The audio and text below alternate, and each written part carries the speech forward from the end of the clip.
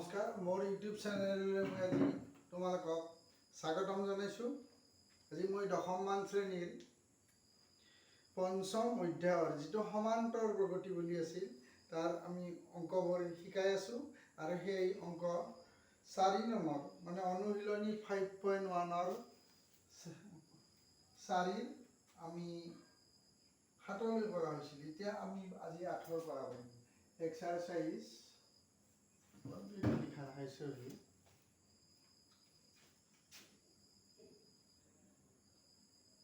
5.1ৰ 4 নম্বৰৰ 8ৰ পৰা আমি অংককেইটা কৰিম। আৰু ইয়াত এনেকৈ দিয়া আছে অংককেইটা -half comma -half comma -half dot dot. আৰু ইয়াত কি কৈছে যে তলৰ কোনটো সমান্তৰ প্ৰগতিসমূহৰ প্ৰথম পদ তাৰমানে আৰু সি সমান্তৰ প্ৰগতি আছে নে নাই, যিবিলাকে সমান্তৰ প্ৰগতি গঠন কৰিছে প্ৰতিটোৰে সাধাৰণ অন্তৰ নিৰ্ণয় কৰা আৰু পৰৱৰ্তী তিনিটাকৈ পদ উলিওৱা। ইয়াত আমি সলিউশন বুলি লিখিলো। ইয়াত প্ৰথম পদ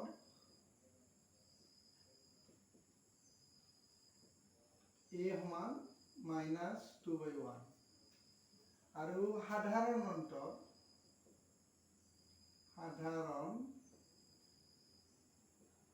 অন্তৰ কি কৰিব লাগিব, দ্বিতীয় পদ বিয়োগ প্ৰথম পদ। দ্বিতীয় পদ -হাফ আৰু মাইনাছ আৰু ইয়াৰে আগতো মাইনাছে প্লাছ হাফ।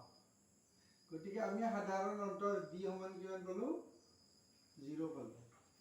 ই সমান্তৰ প্ৰগতি গঠন কৰে, অৰ্থাৎ এৰিথমেটিক প্ৰগ্ৰেছনত আছে, ই এপিত আছে। গতিকে ইয়াৰ পৰৱৰ্তী আমি দুটা মানে পৰৱৰ্তী আমাক কিমানটা পদ উলিয়াব দিছে যে তিনিটাকৈ পদ নিৰ্ণয় কৰিব লাগে।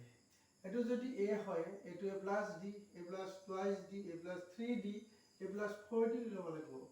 গতিকে a প্লাছ 4d সমান -হাফ প্লাছ 4 × 0 সমান -হাফ হ'ব।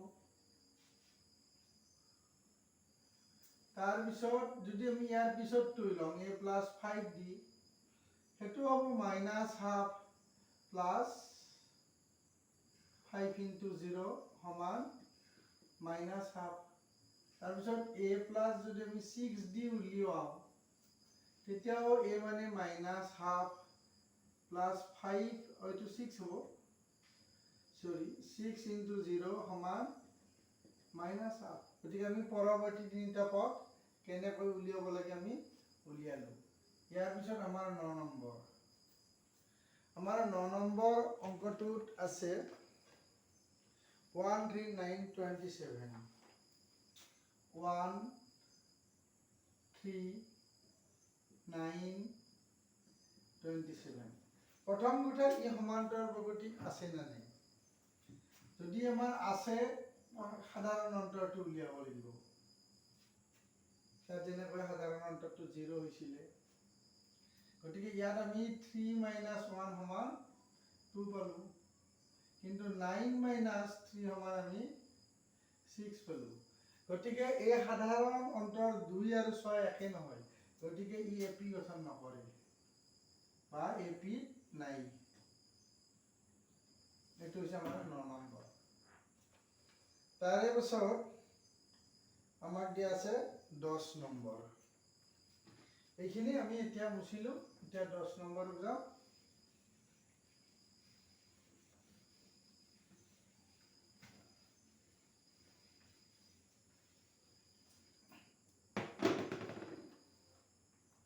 ইয়াৰ 10 নম্বৰ অংকটোত আছে এনেকুৱাকৈ a, twice a, 3a, 4a এনেকৈ dot dot.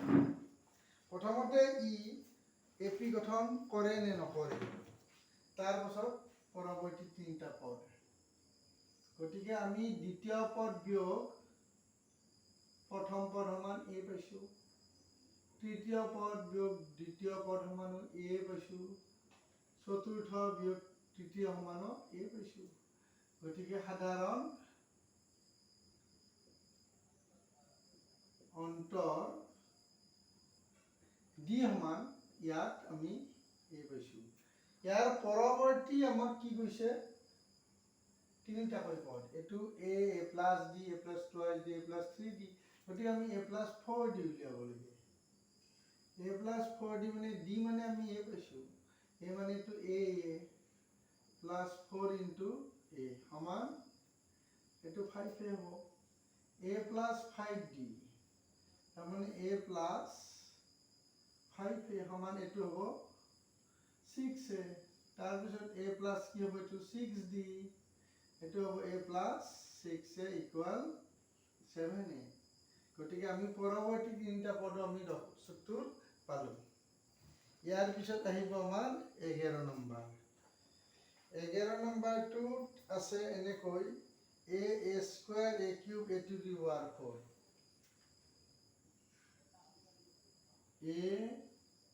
a square a cube a to the power 4।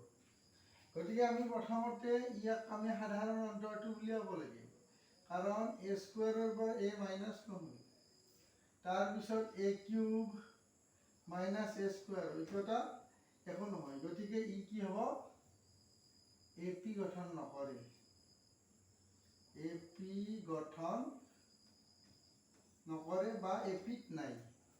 আমি যিটো 11 নম্বৰ অংক কৰিলোঁ সি এপি গঠন নকৰে আৰু এপিত নাই।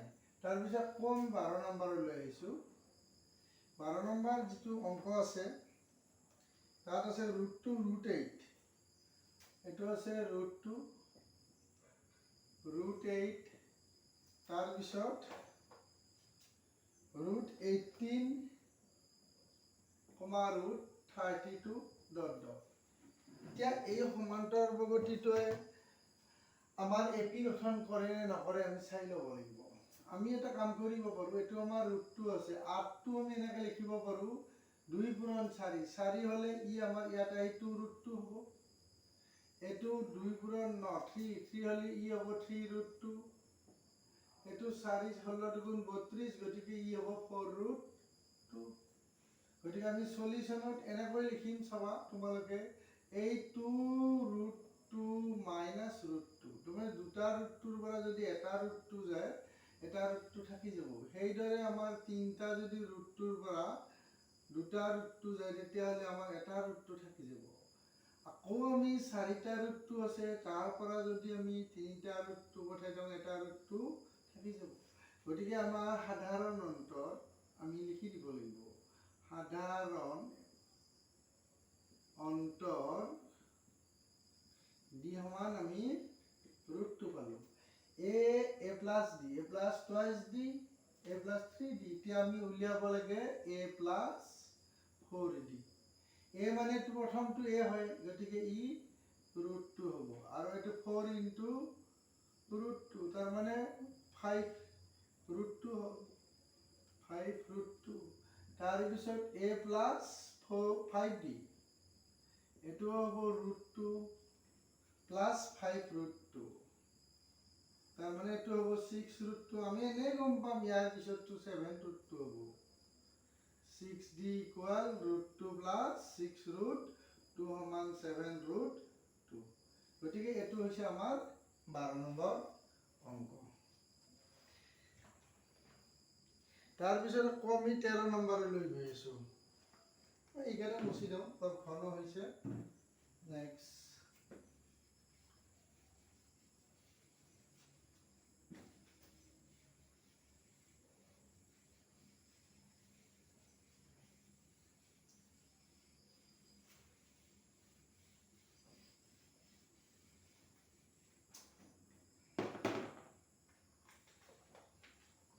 তেৰ নম্বৰত আমাৰ কি আছে আমি যদি চাই লওঁ, তাৰপিছত আমি আকৌ কৰিম।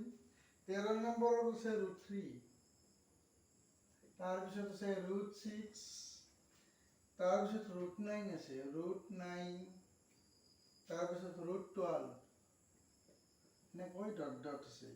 ইয়াৰ কাম হ'ব, প্ৰথমতে আমি ইয়াত এপিত আছে নে নাই, কিন্তু √6 পৰা √3 নাযায়, সেইদৰে ইয়াত 3 হৈ যাব, এইটো নাযায়। গতিকে আমি ইয়াক ডাইৰেক্ট লিখি দিব পাৰোঁ, এপি গঠন নকৰে,